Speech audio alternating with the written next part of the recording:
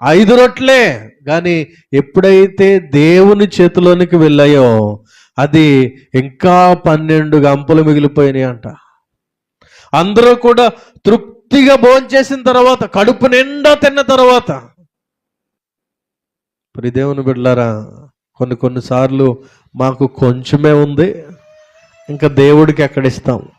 మాకు కొంచెమే ఉంది, పక్కోళ్ళకి ఎలా ఇస్తాం? మాకు కొంచెమే ఉంది, ఎదుటి వారికి ఎలా సహాయం చేస్తాం అని మన కోణంలో మనం ఆలోచన చేస్తాం.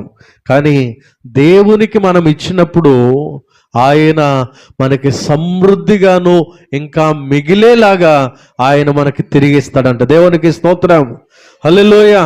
మనకేమో ఇది సరిపోదు అని అనుకుంటాం, కానీ ఎప్పుడైతే దేవుని చేతులకు అప్పగిస్తామో ఆ పనిని, ఆ కార్యాన్ని, ఆ పరిస్థితిని దేవుడు సమస్తాన్ని కూడా సాధ్యపరిచేటువంటి